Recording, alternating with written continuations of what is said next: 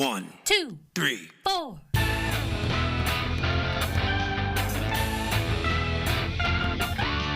Monster movie. Fun time, go! Monster movie. Fun time, go. Monster Movie. fun time. Go! Monster movie. Fun time, go. With Precious D and Honey Bee. Fun time, go! Llévate más de lo que esperas todos los días con el nuevo McValue en McDonald's. Ahora puedes comprar uno y sumarle otro por $1. Así que cuando tu equipo favorito enfrente a sus rivales, enfrenta tus antojos con $5 Meal Deals. Y si estás corriendo para alcanzar el desayuno, corre a la app para llevarte ofertas antes del cutoff. Tú decides, y con McValue, tu decisión siempre rinde más. Precios y participación pueden variar. BOGO $1 válido para un producto de igual o menor valor. Debe estar registrado en Rewards para ofertas en el app. Ladies and gentlemen, boys and girls, friends and neighbors, welcome to Monster Movie Fun Time Go. I am one of your hosts, Precious D. And I am the other one of your hosts, Honey Bee. Honey Bee and I are two best friends making our way through the history of kaiju movies. We started back in 1933 with King Kong, and today we are in 2012 with, God help us, two-headed shark attack. Count 'em, 2 heads on this shark. Not count them. Count them. This will come as a surprise to no one that this movie is from the Goddamn Asylum. But we do have a little bit of good news for, gentlemen with class, okay? Carmen Electra is in this film. She, unfortunately, is not the main character, which is my very first problem with this film. But we'll get into it. Oh, good God. It's directed by Christopher Ray, written by Edward De Ruyter and H. Perry Horton. La-dee-da, H. Perry Horton. La-dee-da. It's 90 fucking minutes in English, in color. The budget's $1 million. There's no box office because this was a sci-fi original. This was straight to video. Like you do. The cast. Carmen Electra as Dr. Annie Babish, whose doctorate apparently is in tanning and back arching. Yeah. Distinguished gentlemen, gather around. We meet once again. What are you talking about? I'm talking about Carmen Electra. She the distinguished thinking man's cheesecake? Is that what the finest of cheesecake for the man with discerning taste in his gratuitous bikini shots. Oh my gosh. I was just so excited. Because it's so hard. Okay, here's the thing is, I, as a human being, want to be a good person and be progressive and women's rights and shit like that, but I am also a dog. And so it's kind of hard to balance the two sometimes because I'm like, don't objectify women, la-di-da-di-da-di-da, but then I'm like, oh, damn, I kind of want to get her pregnant. So it's hard to...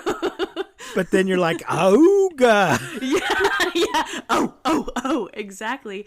And Carmen Electra, especially in this time period, was everything for me. Like, very much the type of woman that I was drooling over, and I kind of forgot she existed, to be completely honest. So when I saw her name in the credits, I was like, oh, no shit.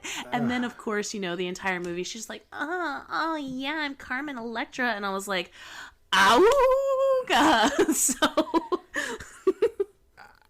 Honestly, I think I'm Carmen Electra neutral. Oh, really? Oh, I don't get, I'm not upset by her, but I don't get super excited by her either. She's clearly an attractive person, and she's been in, some of those absurdist scary comedy movies where she's actually pretty funny. I think she does actually have some talent, but you wouldn't know it from this movie. But she can. Oh, I've she's got seen talent. her. I've seen her be funny. Kidding. I've seen her be funny, And I think I even saw her play a character once, but I can't remember what the movie was. Well, my two biggest problems with this movie is that she's not the main character, and I don't get to see her titties. Yeah, that kind of pissed me off. But you don't in movies. She doesn't get naked in movies. She's been naked in front of cameras, but not movie cameras. But you gotta pay for that, you little dirty simp. Don't know why, but there you go. She just doesn't do those kind of because movies. Self-respect. You gotta pay to play. But period. I'm saying slay. She's done magazine shoots and things. Maybe to her that's classier. That's what I said. Distinguished gentlemen, we meet again. Anyway, next up in the cast. Sorry. Is Charlie O'Connell as Professor Franklin Babish, husband to Dr. Annie Babish. Are you familiar with Charlie O'Connell? I feel like he looks familiar to me, but I can't decide why. Well, that's because he's the younger brother of Jerry O'Connell. So he might look familiar because you've seen him in something. Oh, they look similar? Yes. He might look familiar because you've seen him in something, or he might look familiar because he looks a little bit like his brother. Okay, that makes sense. If you see them together, you're like, oh, yes, they're brothers, of course. And they have occasionally worked together, and he's sometimes played his brother in various projects. Brooke Hogan as Kate. Boo. Boo. Brooke Hogan is the daughter of Terrence Hogan. Isn't that his name? Hulk Hogan. Oh, no shit. Are you serious? Yes. Oh my gosh. Okay, so my first girlfriend in like middle school, she's definitely listening to this, so shout out Beth. No, I'm just kidding. She's not listening to this, but she was obsessed with Hulk Hogan's daughter. That was like her like crush, and I am embarrassed that I did not know, but I don't give a shit because Carmen Electra should have been the lead character. Right, but that's not Brooke's fault. It's definitely not Brooke's fault. So Brooke Ellen Boia, it's 2 L's. I don't know how it's pronounced. That's Hogan's real name. Known as Brooke Hogan, is the daughter of Hulk Hogan, and I enjoyed her in this movie. I don't understand why you bother to get Carmen Electra and then don't use her at all. But putting Carmen aside, Brooke was really the female lead of this movie, but not the top billed. Yeah, she was the female lead of the movie, and she also has a lot of really good running scenes in her bikini. So I will say, like, we did get, like, I do appreciate, but I also was just like, I don't give a shit. Yeah. And let me go through the rest of these real quickly because there are a lot. There are too many teenage students in this movie. Well, because they have to die in twos because the shark has 2 heads. So we have to double up. David Gallegos as Paul, Christina Bach Norman as Dana, Jeff Ward as Cole, Mercedes C. Young as Lisa, Shannon Stewart as Lindsay, Tyra Talaferro as Michelle, Michael DiCarluccio as Ethan, Corinne Nobili as Kirsten, and Ashley Blessing as Kirsten. Jesus Christ. Bizzing. Ashley Bizzing as Kirsten. There's 2 Kirstens. Lauren Vera as Jamie. Mark Kenson Charles as Ryan. Benjamin James as Alex. Chase Connor as Kirk. Anna Jackson as Haley. Amber English as Allison. Colin Carmouze as Jeff. Casey King Leslie as Mike. Morgan Thompson as Laura. Gerald Webb as Han. Anthony E. Valentine as Tequila, Alex Score as Wakeboarder 1. Sorry, Alexis Score as Wakeboarder 1. Tiffany Score as Wakeboarder 2. I'm assuming they are sisters. They're the first people to get chomped. Alexandra Giordon as Michael. Joseph Velez as man number 1. And Curtis Bells as man number 2. Wow. One of these tools, I can't remember which one, was in Reptosaurus. Oh, I did not even notice. We noted at the time that he has done a lot of Asylum films and has done the casting of some Asylum films. He was one of the guys that didn't speak English or spoke another language. Okay.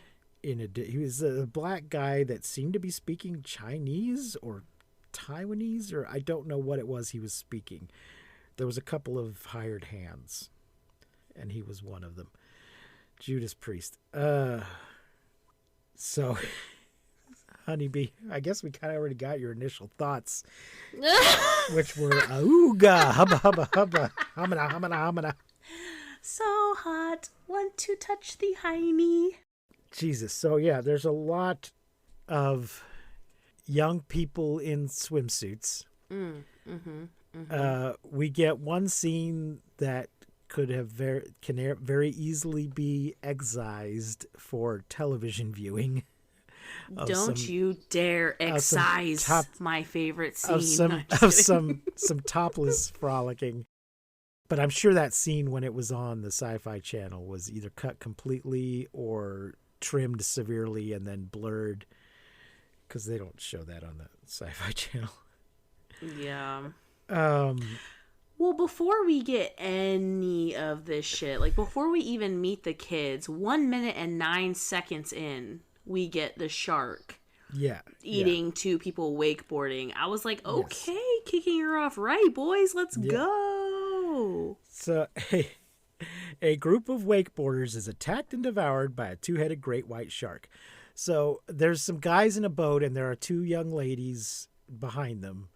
Maybe they're twins. We did note that they had the same last name. Now, of course, they're here because they're young and sexy and fit in their bikinis, but they're actually doing some good wakeboarding. They've clearly been hired for their skills. They're doing all kinds of tricks and shit. So I appreciated that they weren't. I didn't even notice. They were doing flips and things.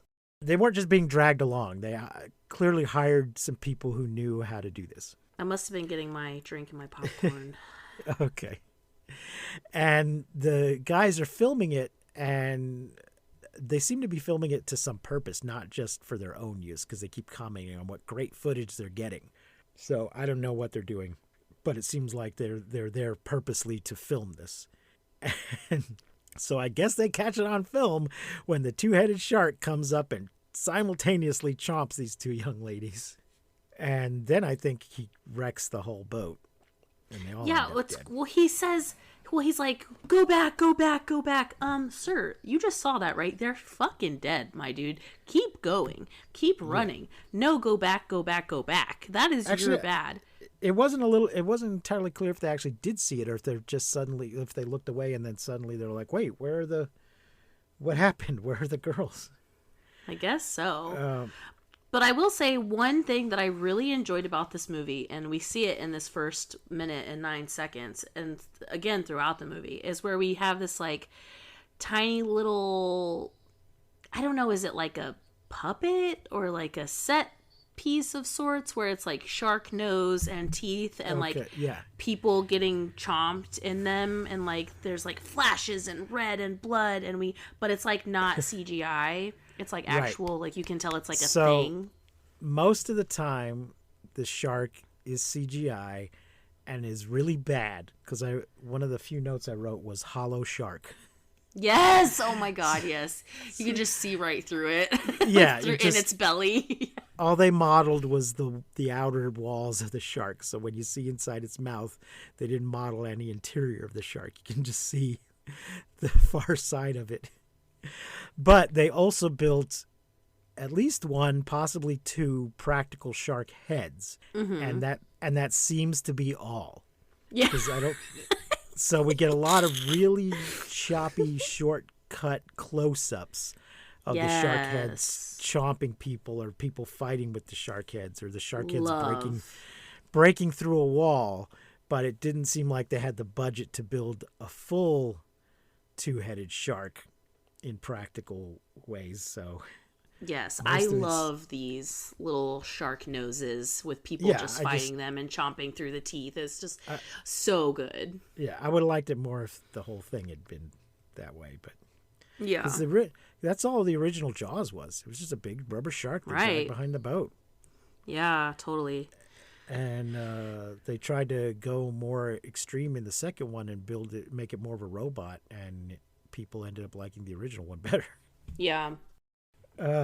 So anyway, moving on. Meanwhile, Sea King, a Semester at Sea ship, and there's a link for Semester at Sea, so I guess that's a real thing. Wow. That happens. I was wondering. Led by Professor Franklin Babish and his wife Anne, hits a dead shark, which becomes lodged in the boat's propeller, damaging the hull and causing the boat to take on water. So it's not explicit, but I guess the two-headed shark killed this other shark, but didn't eat all of it. The two-headed shark then attacks the boat and breaks the radio antenna, preventing the ship co-captain Laura from summoning help. Co-captain? I guess. I mean, the professor's in charge because he's in charge of the trip, but I think Laura is the actual captain of the ship. You know, she's in charge of ship stuff. Yeah.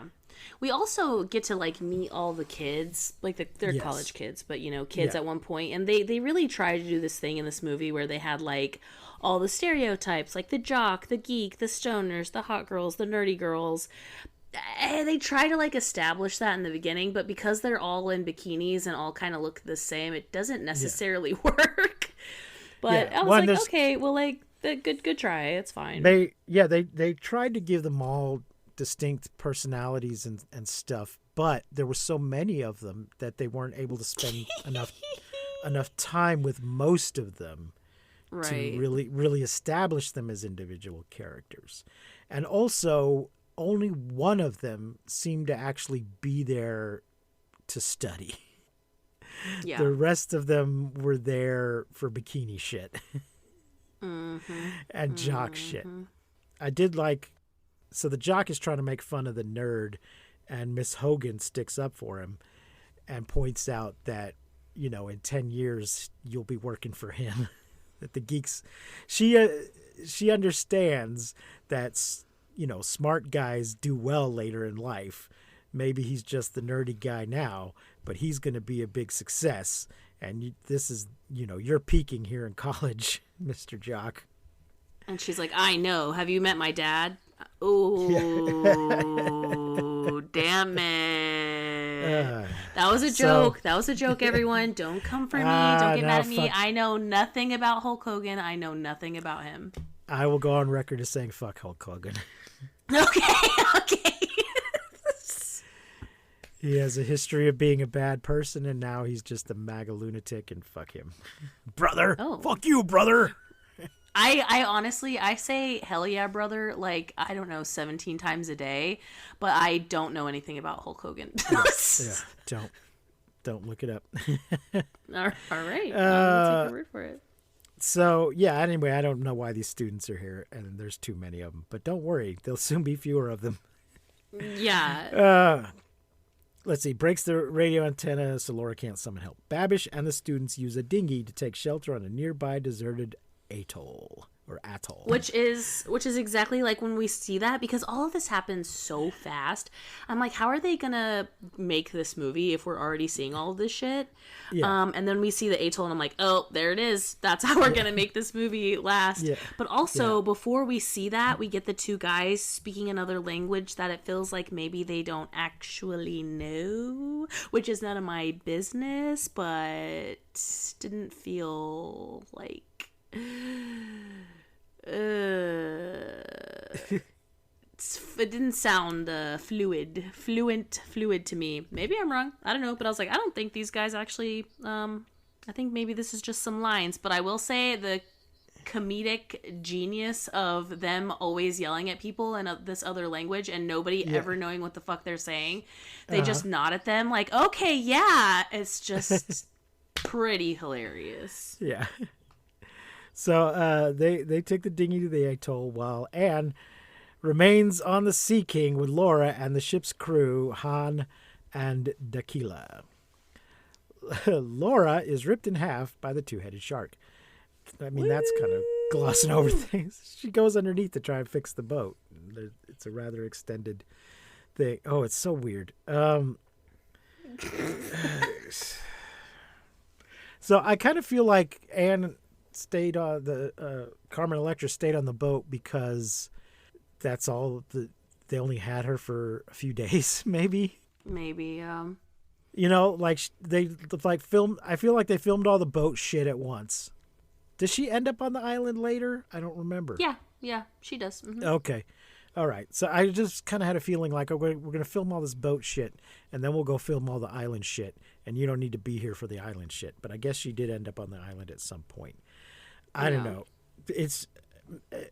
She's there partly, I think, so she can just lay around and suntan for minutes at a time. Yeah, baby. And Doing not have her to. thing. While everybody else is trying to do plot stuff, she just gets to, pursue her doctorate in suntanning. It was. Yes. I've never wanted to be the sun so bad in my life. I just found it gratuitous and annoying, but that's me. I found it. I was like, why do I keep rewinding this? No, I'm just kidding. I didn't. So I think, does Laura get chomped by both of the heads and ripped in half, I believe? Yeah, she sure as fuck does. Yeah. Meanwhile, Babish and the students explore the atoll. He tells them to just look for scrap metal because they need it to fix the ship. I feel like they're in a video game where you just, gather resources. Side quest, yeah. Where you just walk over some resources and they go into your inventory and then you can just trade them in later. Assembling in an abandoned fishing village, they search for scrap metal to repair the boat. I don't feel like the village was really abandoned fully. I feel like it was just not the season. I just felt like probably people showed up and then got eaten by the shark because there were all these boats just laying around conveniently and gas for the boats. And I was like, well, that's stupid. If people their boats are there, not even put up or anything, right. They probably just all got mauled by. I felt like these people either they're just part-time fishermen, or maybe they caught a bunch of fish and they'd gone off to sell them and were coming back or something, I didn't feel like it was abandoned. I just felt like they weren't at home at the moment. Oh, they were gonna come back in a few days and go, hey, who's been fucking with our stuff? Hey, who took my boat? Yeah. So anyway, it's because things just didn't look old enough to, it didn't look. Nothing was dusty. Anyway, Haley and Allison go swimming topless with Kirk for no apparent reason and are eaten by because he's like, let's go skinny dip on the other side of the island, you little foxy kittens. And they're like, well, they're all supposed to be looking for stuff. And then he's with the two of them and says, let's go swimming. Even though we're supposed to be trying to find stuff to get us out of this terrible situation we're in. Let's go swimming. And then just says, so who's getting naked first?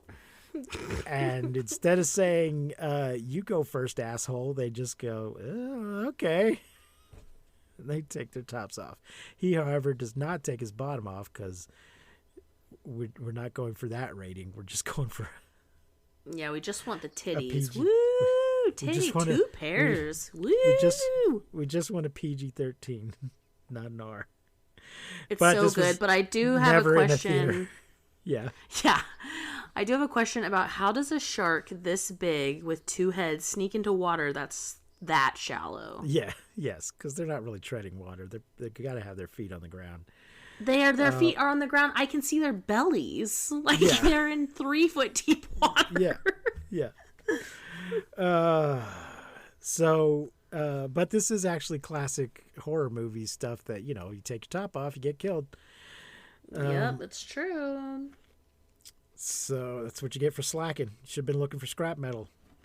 Yeah, you little sluts. The rest of the group meet up and find 2 speedboats before an earthquake hits, causing Babish to injure his leg in just the lamest way possible. So lame, and he's kind of a bitch about it too. I'm not gonna lie. Yeah, he's like, oh, it's so weird. It's just so fake how he somehow gashes his leg open because he stumbled.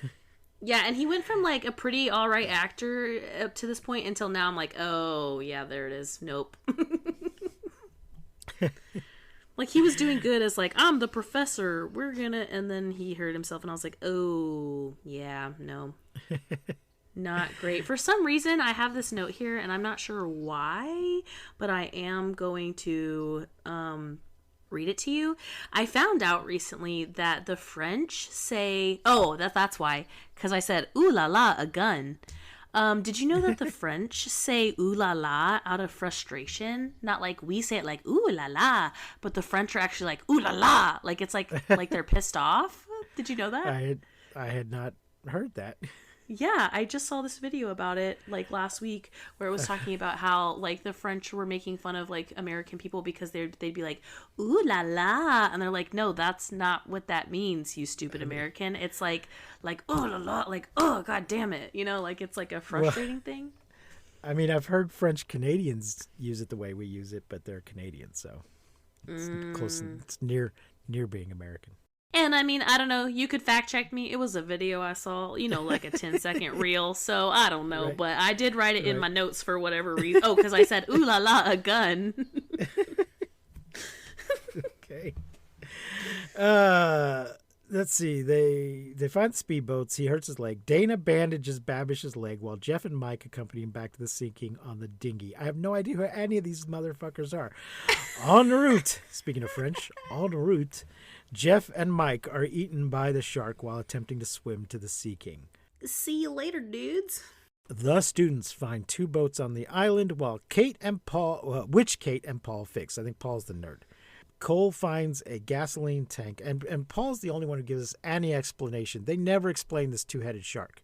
Paul just says at one point, well, you see this in nature sometimes with snakes and turtles. And I'm like, yeah, they do. And he himself says, but they usually don't make it to maturity. So something the size of a shark is not going to live long enough to get this big. Oh, yeah, and we also get, what's-her-face, Kate? Is it Kate slapping the shit out of Lindsay? And she throws hands a few times in this movie, which is important because she, like, smacks Lindsay, and then later on she, like, decks a dude, and then later on, like, way further in the movie, this is important because then she fights the shark. Yes. Because she's Hulk Hogan's daughter. Yeah, exactly, yes, that is exactly right. Cole finds a gasoline tank to fuel them, but steals one of the boats together with Ryan. Cole's the biggest dick hole ass face jock that was being a jerk in the beginning. And just every time he has a chance to not be a dick, he decides to be a dick. Jamie, one of the boats together with Ryan, Jamie, and Alex. Kate, Paul, and Dana follow in the other boat. They're all unaware of the shark, which attacks Cole's boat. Oh, there's also this weird thing with Kate doesn't like the water because of some childhood trauma. Mm-hmm. Oh, yeah. And it seems like Dana's trying to hook up with her at one point. Yes! Trying to get her to talk about her feelings and whatever. 2 lesbian scenes. Never happen. It doesn't happen, though. Because, you know, Kate's planning for the future. She's going to hook up with Paul because she knows he's going to be a tech genius or some shit. But yeah, so this is why she came on this semester at sea to get over her fear of the water. But then later seems to know how to swim when she shouldn't really have any idea how to. Yes, so annoying. And not only does she know how to swim, but every time something comes up, she's like, don't worry, I got it. Ugh. Yeah, so they don't really follow through with that paralyzing fear of the water. So the shark attacks Cole's boat. Ryan falls into the water and is eaten, alerting the others to the shark's presence. That's one way to do it. Paul concludes that it is drawn to Cole's boat as it has a bigger engine. Cole bails and the shark eats Jamie and Alex. When the survivors reach shore... Please answer this question for me. Why the fuck does Cole jump into the ocean to try to save himself when he just watched his friends get eaten by a shark in the water? Like, I guess it doesn't matter because you're in a boat or whatever, but he doesn't know that the motor is, like, attracting the shark. Like, he knows nothing. He just jumps out after... I was like, oh, come on. But what I think is funny about this is that they need to conveniently be in pairs to die. Yeah. And you see this through the whole movie. Like, maybe one person, like Laura, dies by herself. Yeah. Like, there's a few people who die by themselves, but mostly they're, like, in pairs, like, in 2 of them so that both heads get a little tasty snack. I mean, we get a triple chomp at one point, you know. Ooh, we love it. We love it. But there's a very simple reason why Cole jumps out of the boat, and that's because this is a bad movie. But we make up for it in the next scene when Kate angrily walks away. Bouncy, bouncy, Yes. bouncy, bouncy. When the survivors reach shore, Kate confronts Cole for abandoning Jamie and Alex. Minutes later, the Sea King is abandoned and the survivors meet on the island. By confronting, like, literally decks him in the face. Like, Yeah. just punch it, like, Yes. throws hands with so many Yeah. people in this movie. Yeah. Another earthquake hits. They keep calling this earthquakes, but in the movie, they're just saying, the atoll is sinking. Like, what? Why? Why is it sinking? They're not saying, oh no, an earthquake. They're saying it is sinking. So I don't know what the fuck that's about. The group realizes that the earthquakes are actually the atoll collapsing in on itself. No, they say that right away. It's sinking. They hook up a generator to metal poles and place them in the water to distract the shark while Kate and Cole travel to the Sea King and repair the hull. The plan works until the shark attacks the poles, knocking Han and Tequila into the water to their deaths. I love how they're on this, like, little rickety ass dock and they're like, I think we're okay. Bitch. Yeah. No, you're not. Kate fixes the ship only for Cole to drive away without her, forcing her to swim back to the atoll. Again, Cole being told Surprise, surprise. Oh, and at some point, right around this area, I think it's right before that happens, one of the guys who doesn't speak English says, send the stupid moron. And everyone just, like, nods and is like, yeah, good job, guys who don't speak English. Keep going. You're doing great. The two-headed shark attacks the Sea King, causing it to sink and send out a distress signal.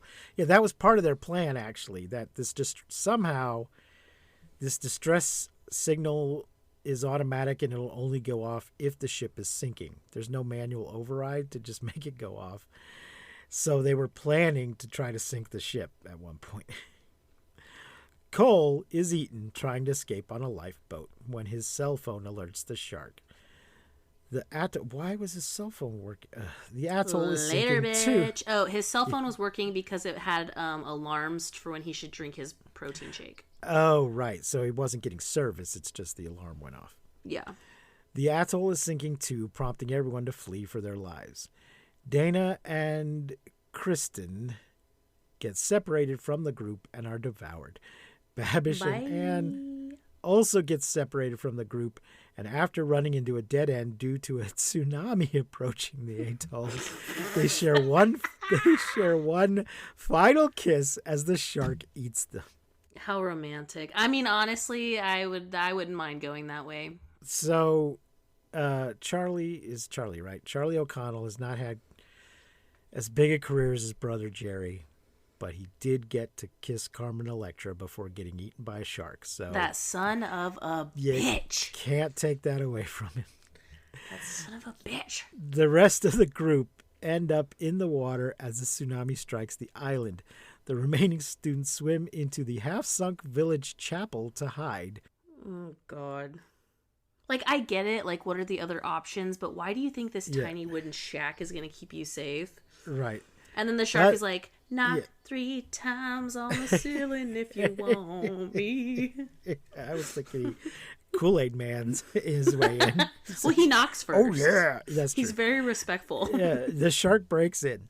Lindsay uses a gun to shoot it, but it eats her. Oh, yeah, we did get it. We literally got a Chekhov's gun He did. in this movie. Ooh la la. Earlier, when they first got to the little shacks, she found a gun and just slipped it into her purse. She didn't say, hey, everybody, I found a gun. Maybe this will come in handy. No, she just quietly puts it in her purse. Yes. probably Convenient that she thinking- has a purse because everyone else doesn't. Yeah, she's probably thinking that she might have to shoot Cole at some point with it if he gets too handsy. But she shoots the shark with her. But that doesn't. It's not That's not the solution, though. It doesn't. It doesn't kill the shark. Definitely not. I will say though, this point where she's shooting the shark and screaming, and the shark's like "fuck you" and eats her anyway. the crunching and sound effects of the flesh and tearing bones breaking is pretty rad.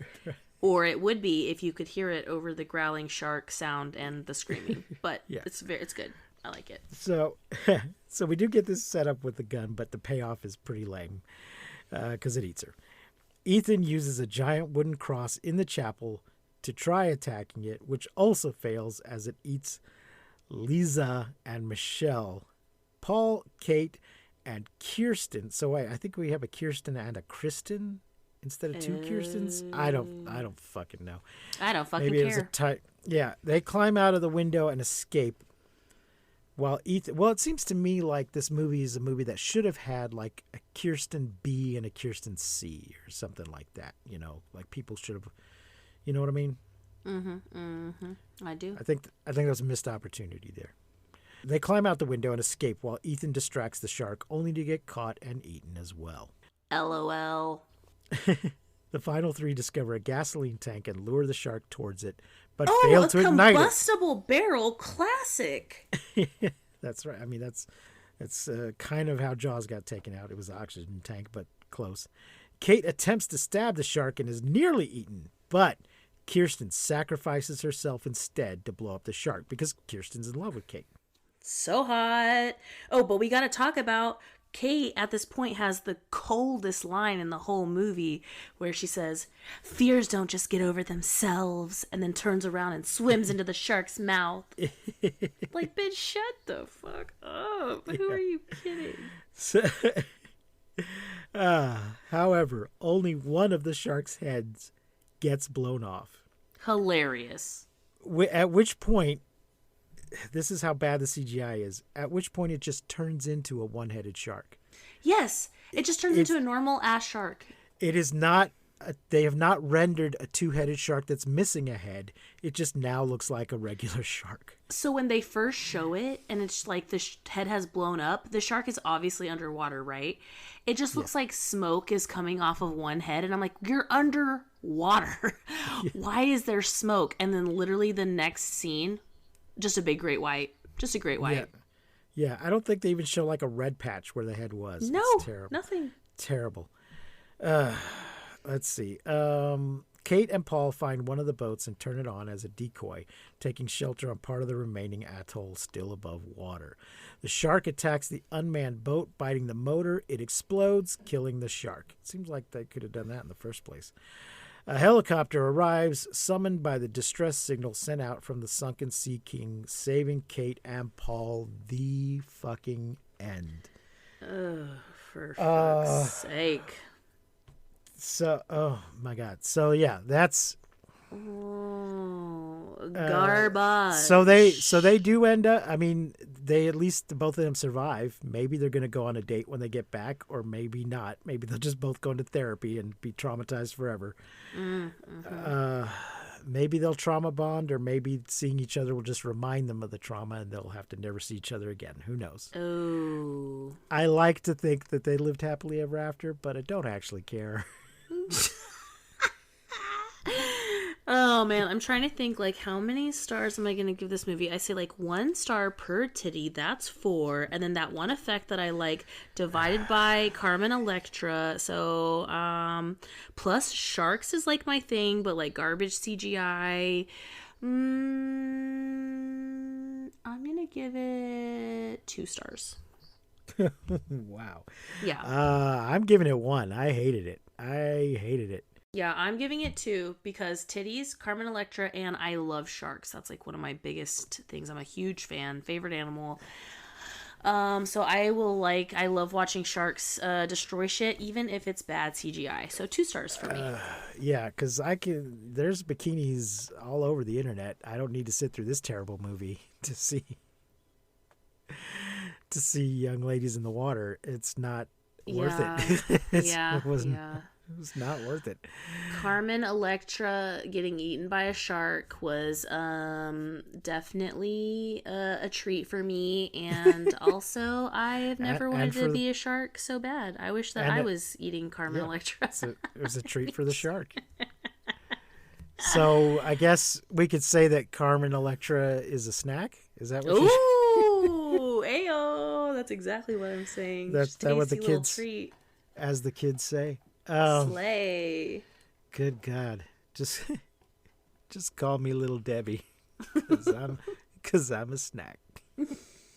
Oh my god. Judas Priest. Yeah, this movie's terrible, folks. Don't It's watch terrible. it. It's so terrible. It is just the worst. Next week's movie is Big Ass Spider. Oh. It is, I believe, on Peacock and probably also on Tubi and other things. Let me just double check. It is on Peacock, on Prime, on Tubi, on Pluto, on Fandango at Home, on Plex, and Freevee. You will have to watch some commercials. I believe it is also a sci-fi original production, but it is not by the Goddamn Asylum. It's a cut, it's a notch, a step above the Asylum. So, Love that for us. yeah, you have that. We have that to look forward to. All right, that's going to wrap it up for this week. Please consider rating and reviewing, liking and subscribing. Check out our Patreon. Check out all our things on mmftg.com. Thank you so much for listening. Until next week, I have been Precious D. And I have been Honey Bee. Remember to keep calm and take shelter in basements. And please don't misuse science. We won't see you, but you will hear us next time on Monster Movie Fun Time Go. You've been listening to Monster Movie Fun Time Go. If you enjoyed the show, please consider rating and reviewing us on your podcasting platform of choice. You can leave us a message and find links to all our things at mmftg.com.